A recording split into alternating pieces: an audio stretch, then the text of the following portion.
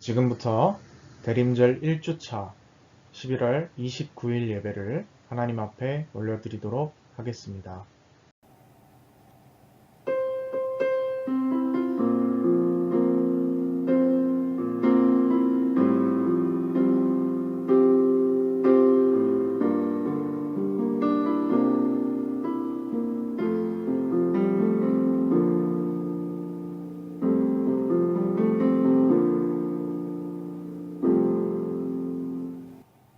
내가 무엇을 가지고 여호와 앞에 나아가며 높으신 하나님께 경배할까? 사람아, 주께서 선한 것이 무엇임을 내게 보이셨나니 여호와께서 내게 구하시는 것은 오직 정의를 행하며 인자를 사랑하며 겸손하게 내 하나님과 함께 행하는 것이 아니냐. 아멘. 사랑과 은혜가 충만하신 하나님 아버지, 오늘은 교회의 새로운 절기가 시작되는 대림절 첫 번째 주일입니다. 저희들도 마음을 새롭게 하여 각각 자리에서 주님 앞에 나왔습니다. 이전보다 더욱 하나님만 사랑하게 하여 주옵소서. 특별히 지금 힘든 기간을 보내고 있는 우리 모두를 위로하여 주시고, 이 시간 예배를 통하여 죄인을 구원하시려 하늘보좌를 버리고 낮고 천한 인간의 몸을 입으신 그 예수님을 닮아가는 시간이 되게 하여 주옵소서. 슬기로운 다섯 처녀와 같이 믿음의 등불을 밝히며 드리는 이 대림절 예배를 하나님 기쁘게 받으시기를 원하오며 예수님의 이름으로 기원하옵나이다. 아멘. 성시교독 하도록 하겠습니다. 저와 여러분들 한 절씩 교독하도록 하겠습니다. 요셉을 양떼같이 인도하시는 이스라엘의 목자여 귀를 기울이소서.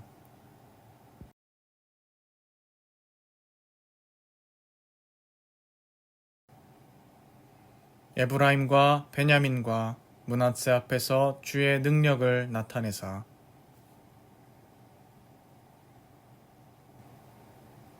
하나님이여 우리를 돌이키시고 주의 얼굴빛을 비추사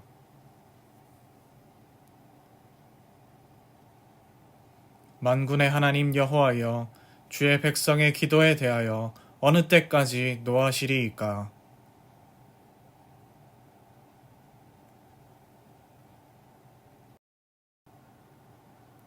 우리를 우리 이웃에게 다툼거리가 되게 하시니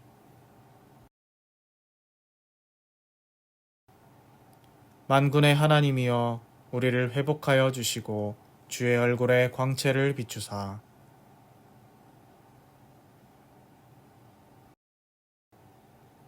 그리하시면 우리가 주에게서 물러가지 아니하오리니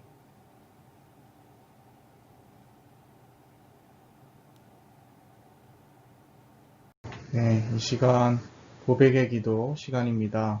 함께 화면을 참조하셔서 함께 낭독하며 고백의 기도 공동으로 기도드린 이후에 한 주간을 돌아보며 하나님 앞에 참회하는 시간 갖도록 하겠습니다. 은혜로우신 하나님 아버지, 주님을 기다리는 대림절 기간을 지내면서도 저희 마음에는 온갖 죄악이 가득했음을 고백합니다. 입술로는 주님의 발자취를 따라 십자가를 지겠다 말하면서도 행동으로는 내 자신의 편안과 정욕만을 추구하며 살았습니다. 이 세상 그 무엇보다도 하나님을 사랑한다 말하면서도 우리의 시간과 물질은 쾌락을 추구하는 것에 사용하며 살았습니다. 이웃을 사랑하는 일과 하나님과의 교제는 미루어 놓은 채 세상 일에만 매달려 살다가 대림절을 맞이했습니다. 주님께서 다시 오실 때 기름 없는 등불로 맞이하는 것은 아닐까 두렵습니다. 우리의 나태함과 어리석음을 용서하여 주시고 깨끗한 몸과 마음으로 대림절 기간을 보낼 수 있도록 도와주옵소서. 예수님의 이름으로 이 고백의 기도를 드립니다. 아멘. 이 시간 한 주간을 하나님 앞에 돌아보면서 참회하는 시간 갖도록 하겠습니다. 함께 기도하시겠습니다.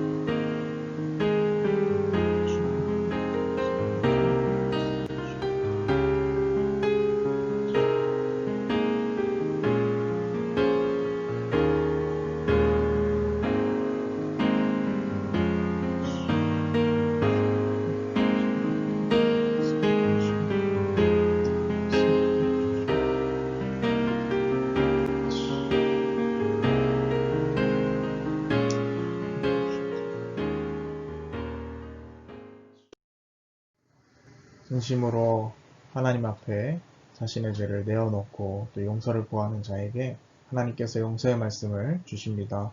다 함께 화면 앞에 나와 있는 봉독하도록 하겠습니다. 내가 그들에게 한 마음을 주고 그 속에 새 영을 주며 그 몸에서 돌 같은 마음을 제거하고 살처럼 부드러운 마음을 주어 내 율례를 따르며 내 규례를 지켜 행하게 하리니 그들은 내 백성이 되고 나는 그들의 하나님이 되리라. 아멘. 이 시간 오늘 이곳에 계신 성령님 찬양하며 마치겠습니다.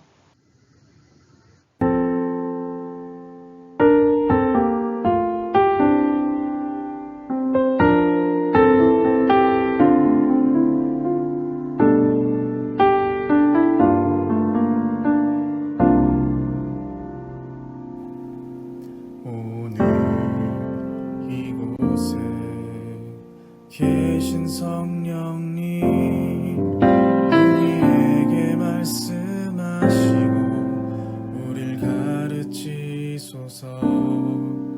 다진 우리 맘 열어주시고 주의 빛으로 밝혀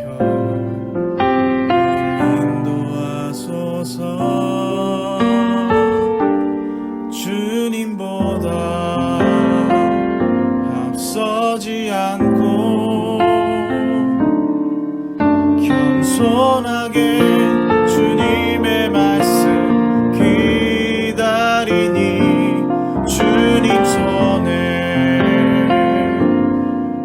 우릴 드립니다. 사랑으로 인도하소서.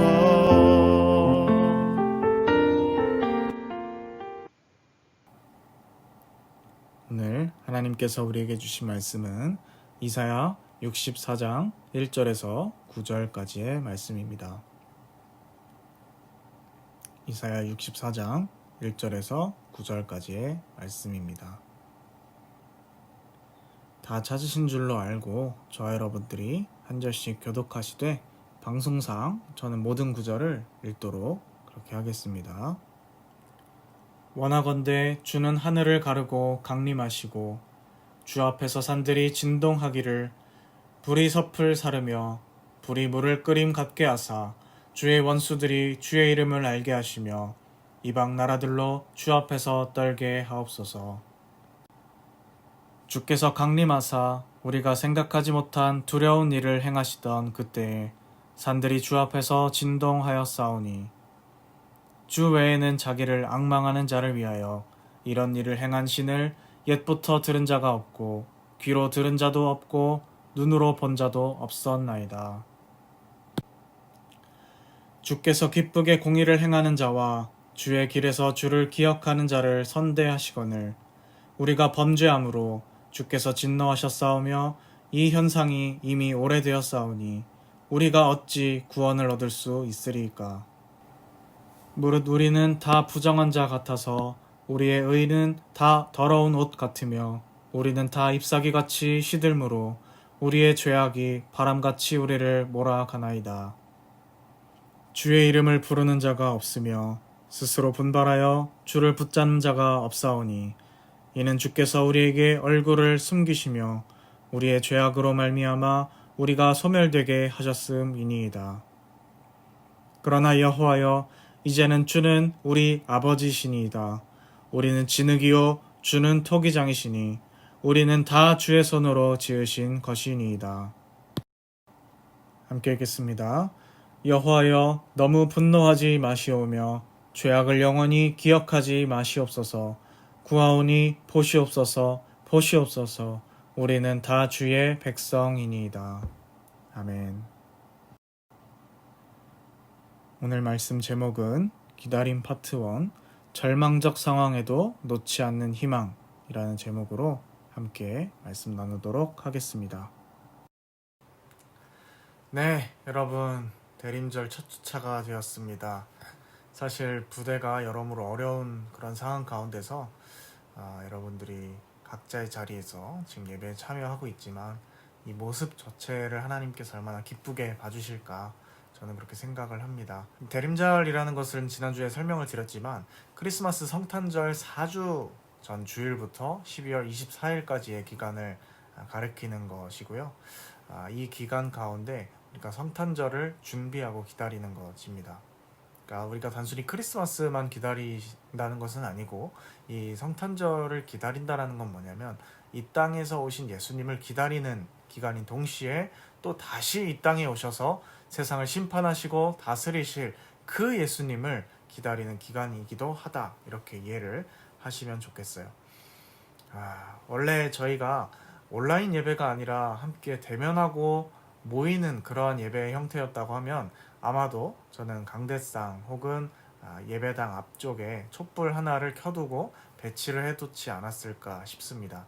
아쉬운 마음에 우리가 온라인이지만 그럼에도 불구하고 대림절 분위기라도 좀 내보자 하는 그런 마음으로 이 배경화면에 대림절 첫 번째 초를 밝히는 그런 그림을 밝혀보았습니다. 유심하게 보신 분들은 그것을 확인을 하셨을 것 같습니다.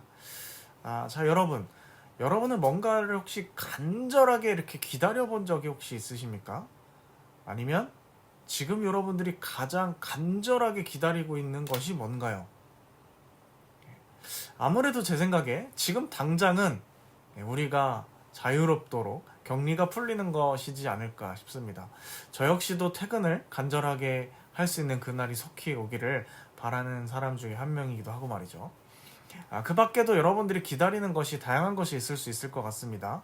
사람에 따라서 휴가 쓰는 날일 수도 있을 것 같고, 가족들이 면회를 오는 날일 수도 있고, 또 궁극적으로는 여러분들의 저녁일 수도 있겠죠. 그런데 우리가 신앙이라고 한다면 누구나 반드시 공통적으로 기다려야 할 그 기다림이 있다라는 것이에요. 그것은 뭐냐면 바로 예수님의 다시 오심입니다. 정확하게 말하면 예수님의 오심이에요. 주님의 오심. 그것은 무엇이냐면 우리가 하늘만 쳐다보면서 막연한 어떤 신에게 예배드리는 그런 의존이 아니라는 것입니다. 우리가 기다리는 기다림은 이 땅에서 십자가를 지고 죽으시고 부활하셔서 아버지의 품에 계신 그 예수님께서 반드시 이 땅에서 심판하시는 주님으로 오시는데 그때를 기다리는 것을 이야기하는 거죠. 물론 이 기다림은 주님 오실 때까지 계속되어야겠습니다마는, 특별히 우리는 가장 가까이 우리 인류 역사 속에서 예수님이 이 땅에 오셨던 날 성탄절을 기념하는 그것을 기준으로 4주간을 대림절로서 지킨다, 이렇게 이해를 하시면 되겠죠. 전에 말씀드린 대로 우리가 기다린다라는 것 굉장히 중요하겠지만, 이 기다림이라는 단어가 굉장히 수동적으로 느껴질 수가 있기 때문에 오해를 하실 수 있다는 거죠. 아무것도 하지 않은 채로 그냥 그야말로 대기, 마치 사과나무 아래에서 입을 벌리는 식의 그런 수동적인 기다림이 아니고, 지난주 설교 때 우리가 말씀을 통해서 또 나눈 것처럼 슬기로운 다섯 처녀와 그렇지 못한 그룹 기억하십니까? 어떻게 기다렸냐에 따라서 차이가 갈라지게 됐었죠. 오늘 그래서 우리가 가져야 할 기다림의 자세가 과연 무엇인지, 그것을 조금 더 구체적으로 특별히 이사야 64장의 말씀을 함께 가지고 살펴보려고 하는 것입니다. 본문은 이해를 위해서 먼저 역사적인 배경에 대해서 짚고 넘어갈 필요가 있을 것 같아요. 오늘 우리가 함께 읽은 이 64장의 말씀은요, 이사야를 크게 세 가지 부분으로 나누는데, 크게 세 가지 부류로 나눌 때 제3 이사야에 속한다, 이렇게 이해를 하시면 되겠어요. 나누는 기준은 시대를 고려해서 또 쓰여진 문체나 어떤 분위기들을 고려해서 그렇게 나눈다 이해를 하시면 되겠고요. 뭐 제1, 제2, 제3 이런 어떤 학술적인 용어가 너무 이렇게 부담스럽게 여겨지실 수 있을 것 같은데 그냥 이런 게 있구나 하고 넘어가시면 되겠어요. 또 이 제3 이사야서에 쓰여진 시기는요, 대략 주전 586년 예루살렘이 몰락해서 이후에 바벨론에서 포로 생활을 하던 그 유대인들 사이에서 쓰여졌다, 이렇게 이해를 하시면 되겠어요. 그렇기 때문에 여러분도 함께 읽었다시피 말씀 내용을 우리가 살펴보게 되면 전체가 하나님께 간구하고 부르짖는 그런 내용으로 구성이 되어 있는데, 여러분 우리가 한번 읽어봐서 대략적으로 아시겠지만 이 분위기가 어떤가요? 뭔가 꽃밭에서 행복에 겨워서 내는 그러한 비명 같습니까? 아니면 뭔가 폐허가 되고 잿더미 가운데서 절규하면서 외치는 그러한 외침처럼 들리십니까? 누가 봐도 이 본문의 분위기는 후자에 가까운 것 같습니다. 그 이유는 뭐냐면 나라가 실제로 멸망하고 하나님께서는 그런데 이 이스라엘이 멸망하는데 아무런 조치도 취하지 않는 침묵하시는 그러한 굉장히 절망적인 상황을 배경으로 하고 있기 때문에 그렇습니다. 지금 저희가 아무래도 겪고 있는 상황과 뭔가 비슷해 보이기도 하고, 그래서 조금 더 쉽게 어떤 감정이입이 되기도 할 것 같고, 그런 것 같습니다. 그래서 우리가 이 말씀을 통해서 대림절을 기다리는 성도가 과연 어떠한 자세로, 어떠한 태도로 주님을 기다릴 것인가, 이것을 말씀을 통해 지혜를 한번 얻어가보자 합니다. 우리가 첫 번째로 이 말씀을 통해서 확인할 수 있는 이 이사야서의 아이디어는 무엇이냐면, 그럼에도 불구하고 하나님께 부르짖는 것이다 라는 거예요. 우리가 기다림의 첫 번째, 그럼에도 불구하고 하나님께 부르짖기라는 것이에요. 그래서 오늘 본문 1절부터 4절을 보게 되면 굉장히 강력한 간구의 형태가 나오죠. 하나님 빨리 오셔서, 하나님 빨리 오셔서 우리 좀 구해주세요. 하늘을 가르고 오셔서 불이 타는 것처럼 물을 끓일 정도로 급하게 강하게 주님께서 오셔서 우리를 괴롭히고 성전을 파괴하고 있는 저 못된 원수들을 당장 짓밟아 주십시오 하고 있는 것입니다. 여러분, 이렇게 하나님께 간절하게 여러분들이 구할 정도로 인생에 역대급의 이런 원수들이 혹시 있으신가요? 너무 분노가 차오르고 어찌할 수 없는 울분이 우리 가운데 터져 나올 때 여러분들이 의지하고 있는 것은 무엇인가요? 한번 여러분 잘 생각해 봤으면 좋겠어요. 오늘 이스라엘 공동체가 보여주는 탄식은요, 하나님께서 마치 자기들을 버린 것 같이 느껴지는 그런 상황 속에서 그럼에도 불구하고 하나님을 향해서 터져 나오고 있는, 여전히 하나님을 놓지 않는 그러한 사람들의 태도를 잘 보여주고 있기 때문에 그렇습니다. 좀 이상하지 않으신가요? 아니, 이미 하나님은 우리를 버린 것 같은데, 하나님 아무것도 안 하고 계시는데 도대체 왜 들어주지도 않는 하나님에게 이렇게 부르짖을까? 이렇게 혹시 한번 생각해 보셨습니까? 여러분, 왜 이렇게, 하나님은 이미 침묵했으니까 우리가 이렇게 쑥대밭된 거 아니야, 이렇게 할 만한 상황에서 왜 그들은 그럼에도 불구하고 하나님께 부르짖을까요? 여러분, 그것은 희망이 오직 하나님밖에는 없기 때문입니다. 그럼에도 불구하고 희망이 하나님밖에 없음을 그들은 잘 알고 있었기 때문이에요. 그러니까 적당히 간구하다가 에이, 하나님이 안 들어주시려나 봐, 거봐, 도와줬으면 진작 도와줬겠지, 이렇게 하는 것이 아니라는 거죠. 알아서 내 갈 길을 가야겠다, 하나님은 안 도와주나 보다, 이렇게 하는 것은 신앙의 태도가 아니라는 것이에요. 지금 말씀 속에서 이스라엘 공동체가 당하고 있는 상황은요, 여러분들이 직장 생활을 하시거나 혹은 군대에서 나를 약간 괴롭히는 선임 같은 정도의 그러한 상황이 아니고요, 굉장히 심각한 상황이라는 것이에요. 그러니까 우리가 이 말씀을 받아들이기에 어떤 면에서 참 적합한 상황이다, 이렇게 생각이 듭니다. 그런데 사실 이 말씀 속에 하나님께 부르짖는 이 화자는 우리가 겪는 상황보다는 훨씬 더 심각한 상황이라는 것이에요. 물론 우리가 코로나 때문에 힘든 것도 가볍게 넘길 일은 결코 아니죠. 그러나 여러분, 나라가 망해버린 것은 이런 스케일 자체가 굉장히 다르지 않습니까? 우리가 나라가 망한 건 아니죠. 우리가 좀 분명히 힘들고 자유가 제한되는 그런 것들은 있지만 나라가 멸망한 건 아니에요. 시설이 파괴되고 쑥대밭이 되고 이런 상황은 아니란 말이죠. 그런데 이 말씀 속의 상황은 정말로 말 그대로 나라가 잿더미가 되어버린 그러한 상황이라는 거예요. 그렇기 때문에 내 힘으로 도저히 어찌할 수 없을 것 같은 엄청난 거대한 힘이 그리고 권력이 나를 완전히 압도하고 있는 그러한 상황이라는 것이에요. 여러분들 같으면 그때 어떻게 하시겠어요? 본문 가운데 이스라엘은 하나님의 능력을 간구하면서도 절규하고 또 동시에 탄식하고 있다는 것입니다. 굉장히 모순적이죠. 여러분, 그런데 우리가 정말 중요한 것은 그 결과 어떻게 되었는가, 이것을 우리가 살펴볼 필요가 있다는 것이에요. 여러분, 이것이 결코 연약함이 아닙니다. 단지 무능해서 하나님을 의지할 수밖에 없는 그냥 그런 차원의 이야기가 아니라는 것이죠.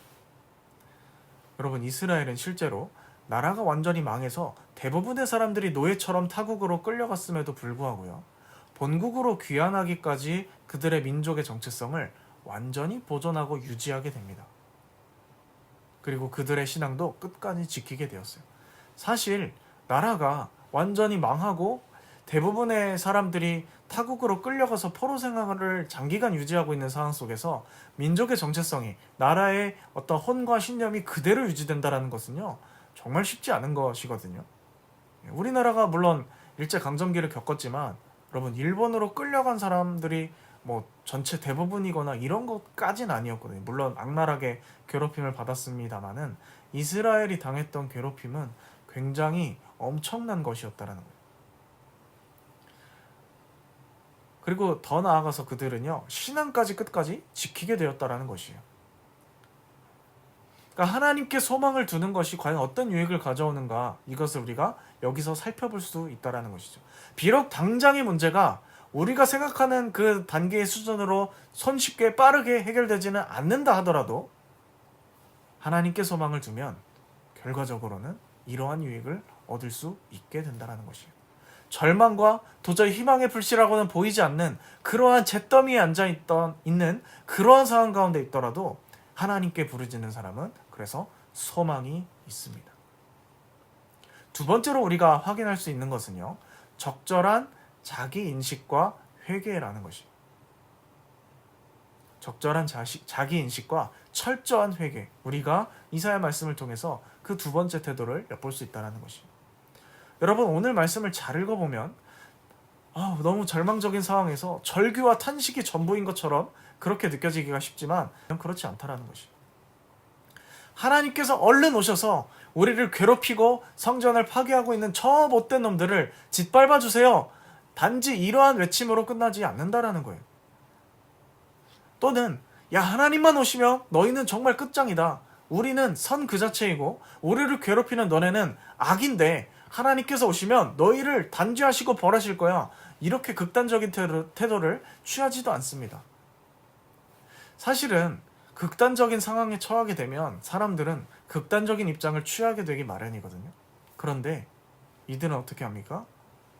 하나님 안에서 자기 자신을 바라보는 능력을 갖췄기 때문에 이들이 동시에 어떻게 합니까? 하나님께서 속히 오셔서 저들을 해결해 주시고 문제를 바로잡아 주십시오라고 그렇게 간구하면 틀림없지만 동시에 뭘 하냐면 그 하나님께서 심판하러 오시면 자기들 역시 그 심판 앞에서 자유로울 수 없는 죄인이구나라는 것을 명확하게 인식을 하고 있다는 것이에요.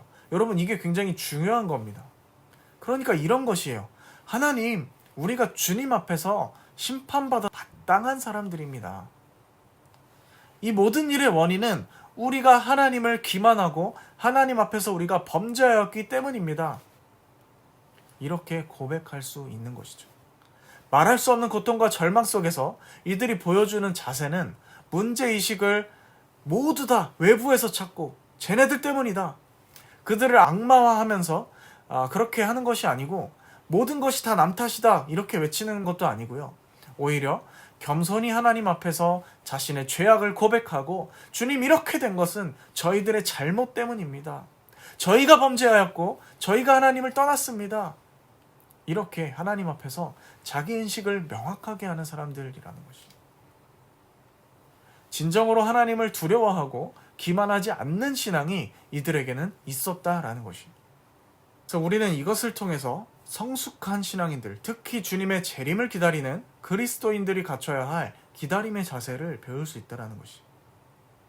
그것은 뭡니까? 거듭 말씀드리지만 철저한 자기 인식과 회개다. 철저한 자기 인식과 회개다라는 것입니다. 그럼 마지막으로 세 번째 요소가 있습니다. 그것은 뭐냐면 하나님의 언약을 믿고 기다린다라는 것입니다. 하나님의 언약을 믿고 기다리기.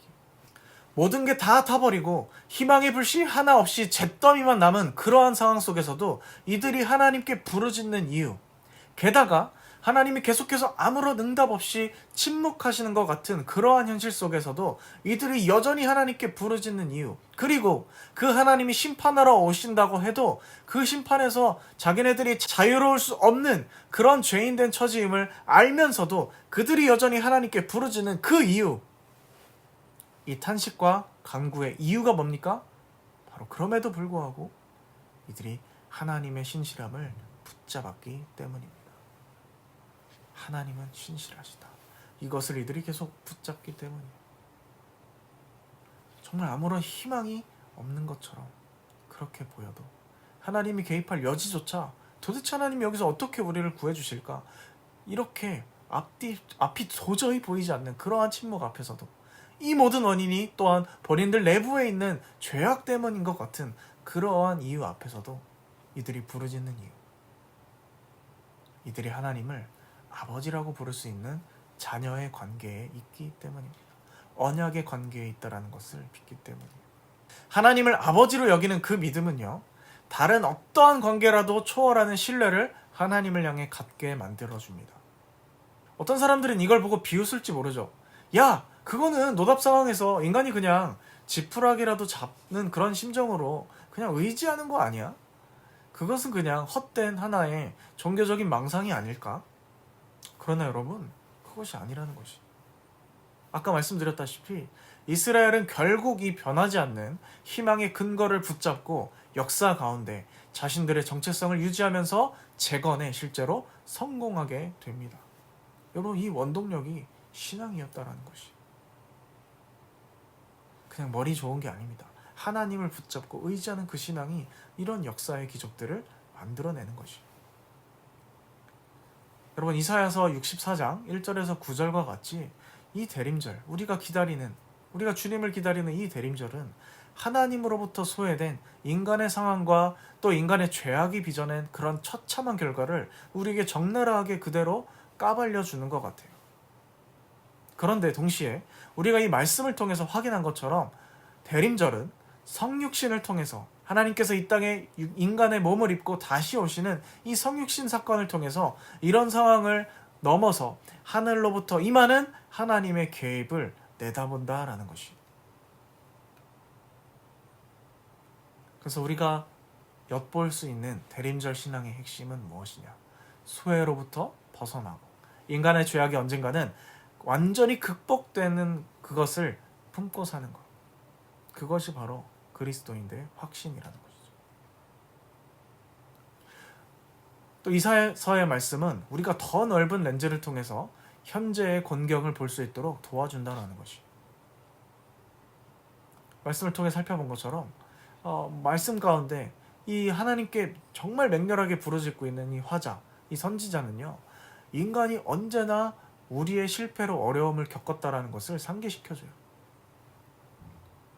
그러니까 테스 형, 세상이 왜 이래? 하나님은 도대체 왜 가만히 계세요? 이렇게 볼 수도 있지만 빼놓지 않아야 할 정말 중요한 이 원인.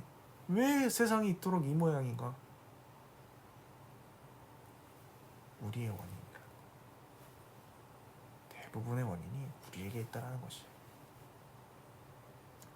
지난주에도 다뤘지만 우리가 살다 보면 지금 같은 상황, 뭔가 하나님이 분노하고 계시거나 아니면 아예 계시지 않고 무기력하게 그렇게 느껴질 때가 여러분 신앙생활하면 언제나 있다라는 것이.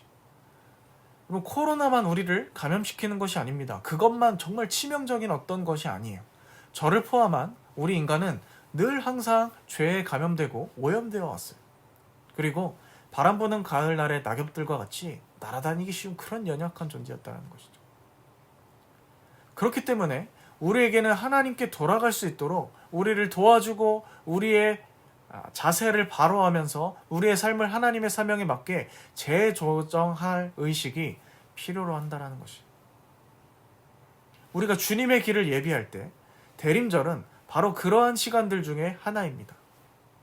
정말 내 인생이 평온한 바다를 향해서 항해하는 것 같든지 아니면 굉장히 격변하는 폭풍에 직면하고 있던지 간에 우리 모두에게는 어떠한 상황에서든 우리는 주님이 필요합니다. 다시 말씀드리지만 여러분, 이것은 맹신이 아닙니다. 역사 속의 이스라엘을 바라보십시오. 그들의 신앙이 하나님께만 의존해서 아무것도 하지 않고 요행만 바라는 그러한 몸짓이 아니지 않았습니까? 민족 정체성을 계속해서 지키고 그들의 신앙을 유지하고 포로 생활로부터 귀환하였을 때 매우 놀라울 정도로 그 나라를 회복시키는 힘이 도대체 어디서 나왔냐라는 거예요. 바로 이 하나님을 바라보는 믿음에서, 신앙에서 나왔다는 것이죠. 그래서 제가 늘 말씀드리지만 신앙은 늘 실전이라는 것이, 늘 실전이어야 한다는 것이. 여러분, 지금 이와 같은 상황에서는요, 힘들지 않은 사람이 없습니다. 모두가 힘들어해요. 그나마 누려왔던 일상들로부터 박탈을 경험하고 있기 때문에 너무나 당황스럽고 모든 것이 참 쉽지 않은 그러한 상황 가운데 있죠. 각자 격리되신 분들도 나름대로 힘든 가운데 있으실 테고, 저희들 같은 경우는 퇴근이 계속 제한되면서 비상체제에 계속 바쁜 나날들을 이렇게 보내고 있거든요. 모두가 다 날카로워져 있고요. 언제쯤 이 일이 끝날까 기약 없이 이것만을 바라보며 그렇게 하루하루를 살아가고 버텨가고 있어요. 물론 여러분, 제가 나름대로 짤막하게 위로를 줄 수 있겠죠. 그리고 실제로 일부 제가 그 위로들을 줬습니다. 너무 미약하지만 작지만 줬습니다. 아마 이 영상을 통해서 예배를 보고 계시는 이 여러분들도 그 위로의 일부를 군단 군정부로부터 받으셨을 거예요. 그런데요, 여러분, 위로에는요, 명백한 한계가 존재한다는 거예요. 임시 방편이에요. 그때뿐이라는 것입니다. 잠깐이라는 것이에요. 진정한 우리의 궁극적인 위로는 어디에 있습니까? 바로 이러한 상황 속에서도 하나님이 우리와 함께 하신다는 사실. 그것이 우리의 진정하고 영원한 위로라는 것입니다. 여러분, 우리는 분명하게 우리에게 오늘도 지금도 말씀하시는 하나님의 음성을 들을 필요가 있어요. 여호와는 긍휼이 많으시고 은혜로우시며 노하기를 더디하시고 인자하심이 풍부하시다 라는 이 시편의 말씀을 우리가 확신해야 될, 그 어느 때보다 확신해야 할 그러할 때라는 것이죠. 오늘 우리가 온라인으로 모였지만 이 대림절 첫 번째 촛불을 밝혔습니다. 첫 번째 촛불을 밝히고 대림절이라는 이름으로 우리가 이 절기를 기념하는 이유는요, 잊지 않기 위해, 의도적으로 잊지 않기 위해 몸부림치는 겁니다. 최악의 상황 속에서도 우리가 주님을 놓지 않겠습니다. 그리고 우리가 죄와 사망의 법에서 우리를 구하시기 위해 하나님께서 보내어 주신 예수님을 바라보겠습니다. 또 우리 삶 속에서 늘 우리를 부르시는 하나님의 목소리를 진지하게 받아들이겠습니다. 이렇게 고백하고자 오늘 우리가 이 예배를 드리는 것입니다. 하나님께서 우리에게 자비를 베푸시기를 여러분 같이 각자가 있는 그 자리에서 기도했으면 좋겠어요. 그리고 주님, 제가 정말 주님이 필요합니다. 간구하면서 하나님과 더 깊은 교제의 시간을 가지실 수 있었으면 좋겠어요. 매일매일 원망하면서 욕하면서 헛된 것으로 그렇게 시간을 보낸 우리가 아니었으면 좋겠어요. 나만은 없어. 나만 왜 이래? 왜 내가 있는 이 동안에 이런 사단이 벌어진 거야? 이렇게 하시기보다는 정말 이러한 이기를 기회로 바꾸어내는 저희들이 되길 바랍니다. 하나님을 바라보면서, 하나님을 묵상하면서 이 대림절의 정신을 기억하며 그렇게 주님과 한층 더 가까워지시는 우리들, 하나님의 진정한 위로를 누릴 줄 아는 그러한 우리가 될 수 있었으면 좋겠습니다. 좋겠습니다. 하나님께서 우리에게 은혜 주시고 함께 하실 것입니다. 기도하겠습니다. 하나님 아버지, 오늘 이사야서 64장의 말씀을 통하여서 이 대림절 진정으로 우리가 신앙인으로서 크리스천으로서 이 대림절을 어떻게 보내야 할 것인가를 말씀 속에서 살펴보았습니다.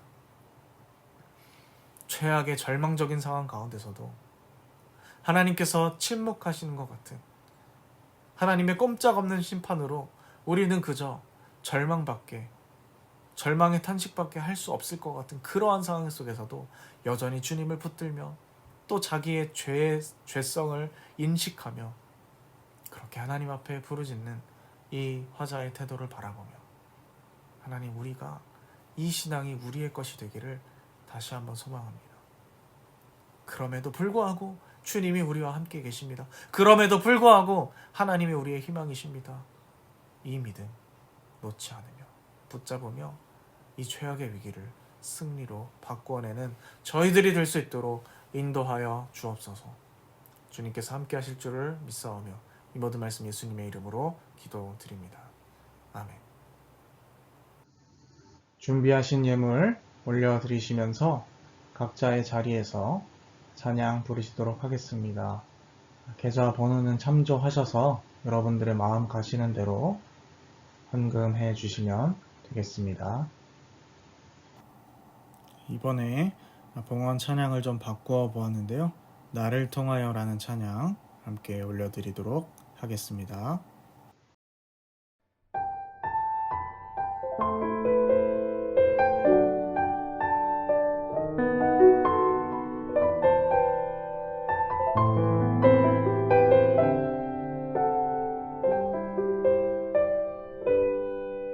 지금 서 있는 이곳에서 높임을 받으소서. 내가 밟는 땅 주님의 땅이니 하늘이 주의 이름 높이 울리며 넓은 바다가 주를 노래해 모든 만물 주를 경배해 모든 입술 주를 찬양해 천지를 만드신 만물의 통치자 높임을 받으소서. 내 평생에 주의 이름 높이며 어느 곳에서든지 주님을 예배하리라. 내가 밟는 모든 땅 아버지의 영광이 선포되라 하리. 찬양하며 주님을 예배할 때 하늘 가득한 주의 영광 보리라.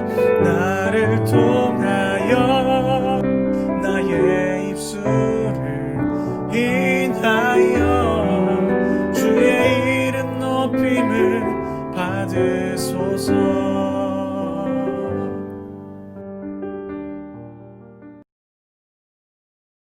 하나님 아버지, 오늘도 주님 앞에 나와 각자의 자리에서 주님의 말씀을 듣고 주님 앞에 예배하며 시간 결단하게 하심이 감사합니다.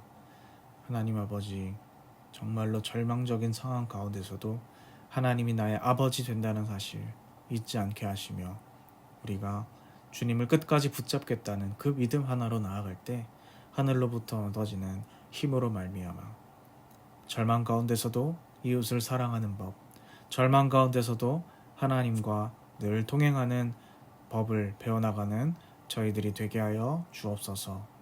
지혜를 허락하여 주실 줄을 믿사오며 예수님의 이름으로 감사하며 기도드립니다. 아멘. 네, 광고 소식 전달 드리도록 하겠습니다. 교회 소식은 지난주 전달 드린 상황과 같고요. 부대를 위해서 지속적으로 좀 기도해 주시면 좋겠습니다.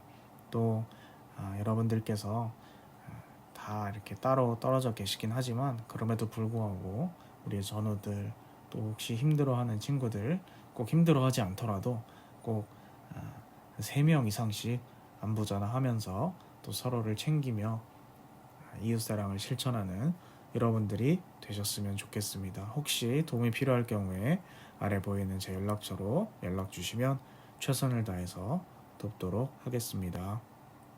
이상입니다. 네, 축도로 예배 마치도록 하겠습니다. 기도하겠습니다. 지금은 우리 주 예수 그리스도의 은혜와 하나님 아버지의 극진하신 사랑하심과 성령의 인도 역사 충만케 하심이 오늘 함께 말씀을 듣고 절망 가운데서도 하나님께서 우리와 함께 하신다는 사실, 우리가 하나님의 언약 백성이라는 사실, 그것 하나만은 끝까지 붙잡으며 그렇게 주님 앞에 주님의 다시 오심을 온전히 기다리기를 원하는 주님의 백성들 머리 위에 또 하나님 앞에서 정직한 자기 인식과 회개함으로 하나님 사랑 이웃사랑을 실천하며 그렇게 주님의 오심을 기다리기로 작정하는 주의 자녀들 머리 위에 지금부터 영원까지 함께 하옵시기를 축원하옵나이다. 아멘. 네, 여러분 한 주간도 승리하시길 바랍니다.